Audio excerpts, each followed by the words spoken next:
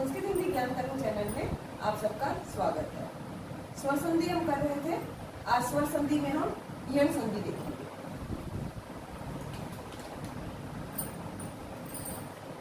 यण संधि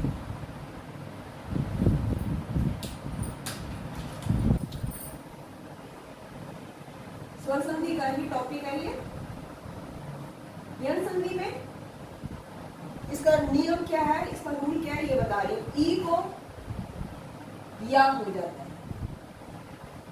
ऊ को वा हो जाता है, री को रा हो जाता है और री को ला हो जाता है। तो ई को या हो जाता है, ऊ को वा हो जाता है, री को रा हो जाता है, री को ला हो जाता है। कब हो जाता है? जब परे, जब पीछे अच हो। अच मीन्स स्वर। जब ई के पीछे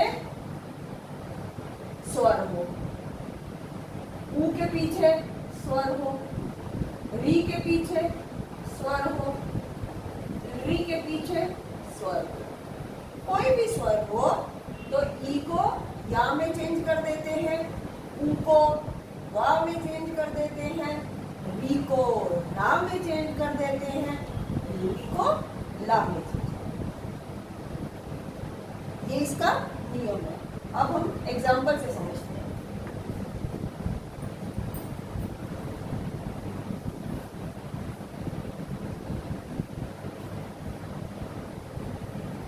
शुद्धि उपास्य।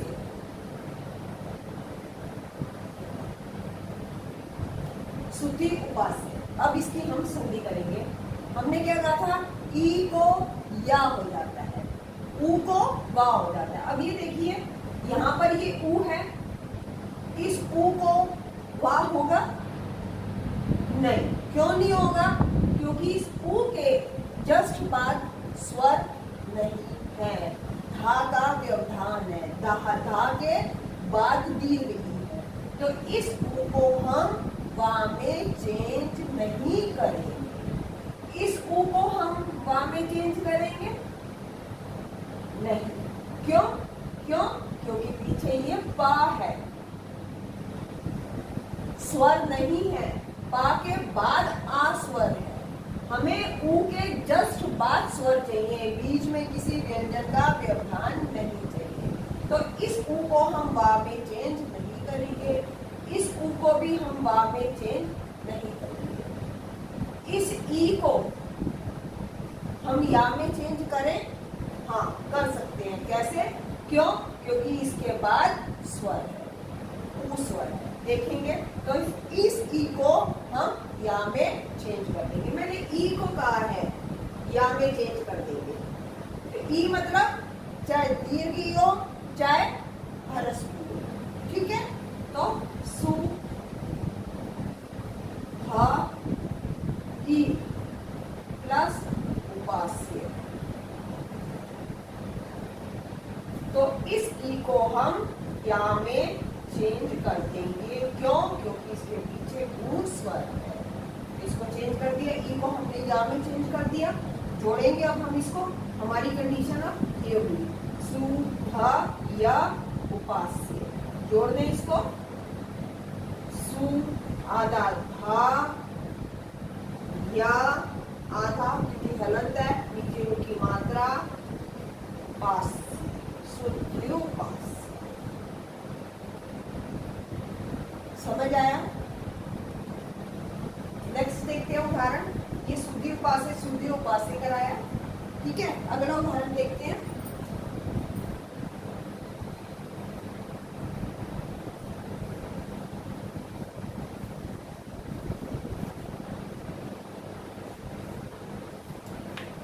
प्रति एकम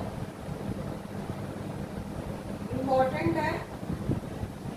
शुद्धि उपास्य भी इंपॉर्टेंट था, पर शुद्धि उपास्य थोड़ा टफ है, तो छोटी छोटी क्लास के बच्चों को नहीं आता। 10वीं में फिर भी पूछ लेते हैं। प्रति एकम, ई को या हो जाता है, तो इस ई को या हो जाएगा। क्यों? क्योंकि पीछे स्वर है। ए स्वर है, कोई भी स्वर हो। तो देखते हैं प्र, त, ई, एकम। इस ई को हम या में चेंज कर देंगे, क्यों? क्योंकि पीछे ए स्वर है। ई को हमने या में चेंज कर दिया। तो क्या बना? प्र आधा त, या आधा एक ही मात्रा, एकम, प्रत्येकम। इंपॉर्टेंट है।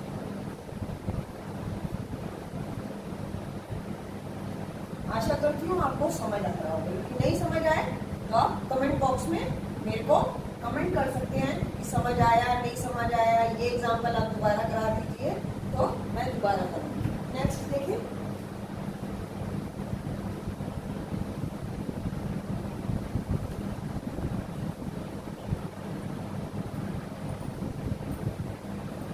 यदि प्लस अपि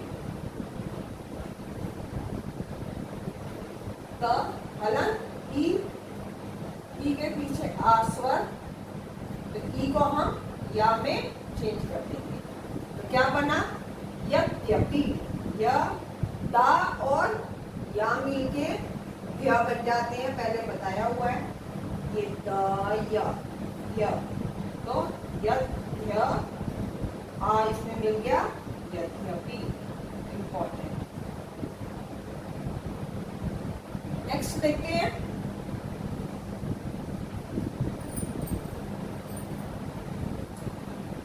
मैं वही एग्जाम्पल करा रही हूँ जो एग्जाम में मैक्सिमम टाइम आए हैं। इति प्लस आदि, इति प्लस आदि। देखेंगे ई आधा त, ई प्लस आदि, तो ई को हमने या में चेंज कर दिया। क्यों? क्योंकि पीछे स्वर है आ। तो ई आधा त, या आधा आ की मात्रा ती, इत्यादि।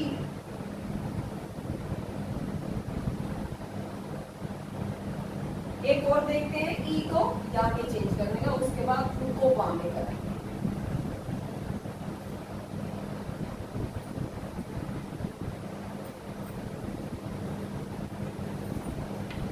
देवी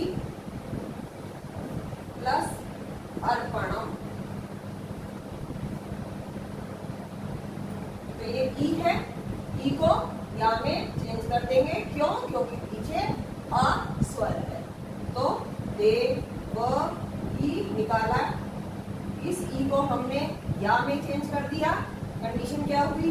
देव या अर्पणम जोड़ेंगे हम, तो देव आधा व, या आधा आ की मात्रा इसमें चलेगी, या पूरा हो गया परणम, देव्यर्पणम।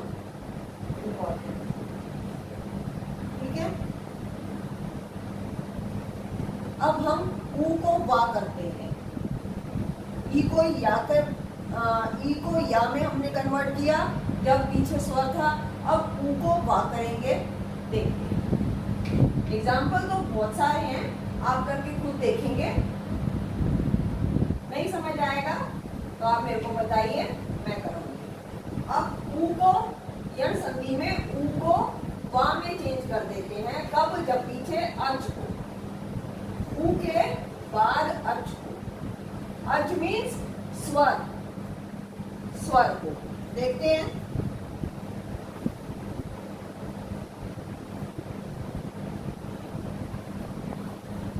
मधु प्लस अरी,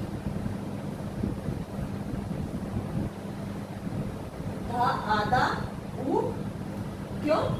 इस ऊ को वहां में चेंज कर रहे हैं। क्यों? क्योंकि ऊ के पीछे आ है, स्वर है। ऊ को हमने वहां में चेंज कर दिया। क्या कंडीशन हुई?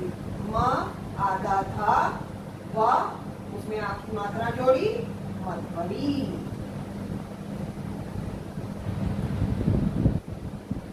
नेक्स्ट,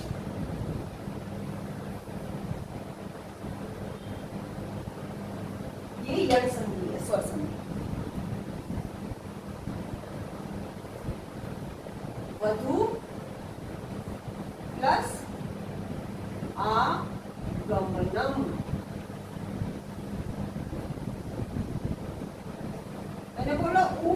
हो जाता है, ऊ मतलब ऊ को वाह हो जाता है, अर्थात ह्रस्व भी है, दीर्घ भी है, तो ये दीर्घ है। ऊ को हमने वाह कर दिया, क्यों? क्योंकि पीछे स्वर है, आ है, तो ऊ को हमने वाह में कन्वर्ट कर दिया।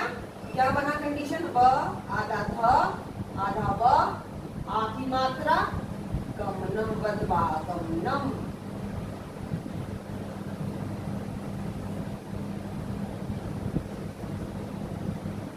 ये को हमने वाह किया।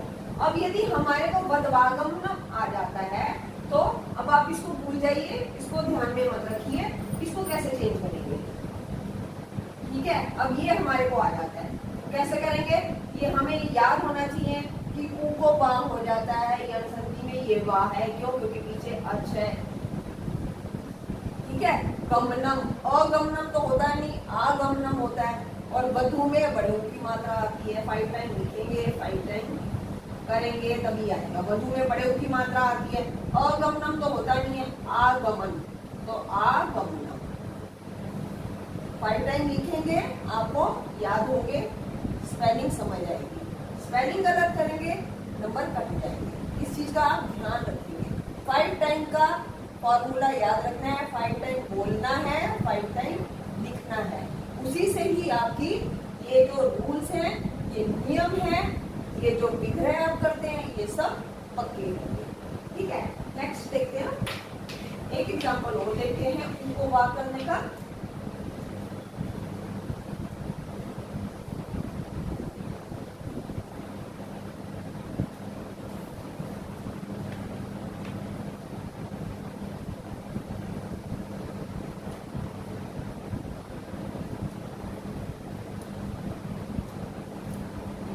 वाह करने का एग्जांपल देखो भी और मिलेगा।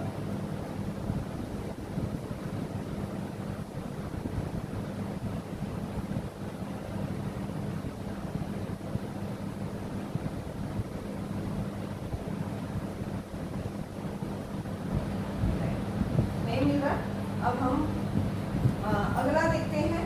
हमने पहले देखा ई को या हो जाता है, ऊ को वाह हो जाता है, अब हम देखेंगे री को रा हो जाता है। देखते हैं,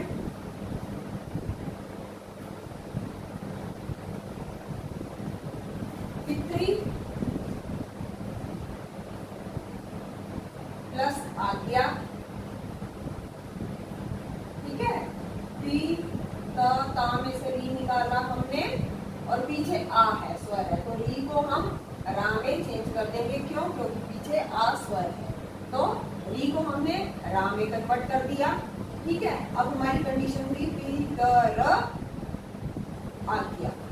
ओके, अब ता और रा, ता प्लस रा हमारा त्र होता है। ये मैंने आपको जब वर्ण विन्यास कराया था तो मैंने आपको ये बताया था, ता प्लस रा त्र बन जाता है। वहाँ संयुक्त शब्द मैंने आपको बताए थे, तो ता प्लस रा त्रा बनता है, तो ता प्लस रा हमारा ये त्रा हुआ, तो क्या हुआ? पी, ये ता डाला, ये रा मात्रा डाली इसकी, और आ, ये पूरा हुआ, ये आपकी मात्रा आ गया, पितरी आ गया। ठीक है, अगला देखेंगे पितरी आ गया यण संधि का। अगला एक और उदाहरण देखते हैं, मातृ आ गया,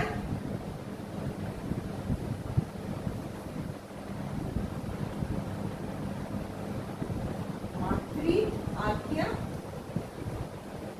वही सेम, और पितृ के यहाँ मातृ लग गया, मातृ को हमने रा में चेंज कर दिया, क्या बना? मातर प्लस आज्ञा। ठीक है, जोड़ दो इसको, ता और रा मिलके त्र बन गया, ये त्र हो गया, ये एक मात्रा, ये दो मातृ।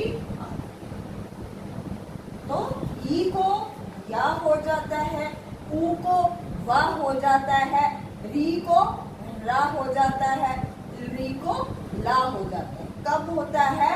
जब अच परे हो, अर्थात स्वर परे हो। यदि स्वर नहीं होगा तो हम इसको ई में या, ऊ में वा, री में रा, री में ला नहीं चेंज करेंगे।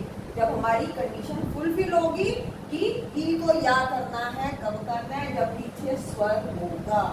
ई को या, ऊ को वा, री को रा, री को ला, कब करेंगे, जब पीछे स्वर होगा। ठीक है, स्वर तो है पीछे, पर कोई बीच में व्यवधान नहीं होना चाहिए कि कोई व्यंजन बीच में आ गया, उसके बाद स्वर है तो आपका स्वर तो है नहीं। उस ई, ऊ, री, रा के जस्ट बाद स्वर होना चाहिए, ये जस्ट बाद है। ठीक है, तभी हमने री को रा में चेंज किया है। अब री का उदाहरण एक देखते हैं।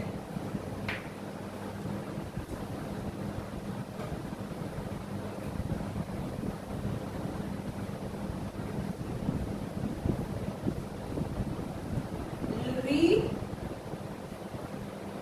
प्लस आकृति, ये री है तो री को हम ला में चेंज कर देंगे। क्यों? क्योंकि पीछे स्वर है। ये हमने चेंज कर दिया, बहुत आसान है ये तो, ला में चेंज कर दिया। आकृति जोड़ दो इसको, आधा ला, एक मात्रा, दो मात्रा, ला।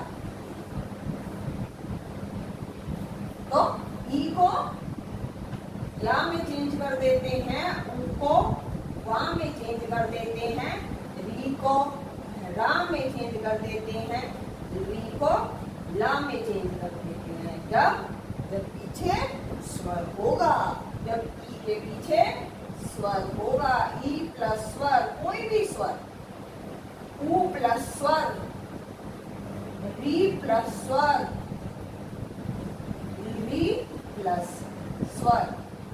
इस ई का मतलब ह्रस्वी दीर्घ, इस ऊ का मतलब ह्रस्व दीर्घ।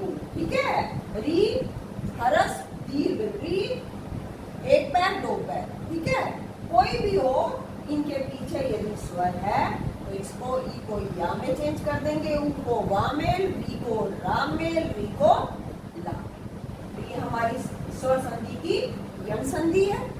आशा करती हूँ आपको यण संधि समझ आई होगी। अब नेक्स्ट वीडियो में हम आयाती संधि देखेंगे। Thank you so much. यदि आपको अच्छा लगा तो आप इसे लाइक कीजिए, शेयर कीजिए, सब्सक्राइब कीजिए। Thank you so much.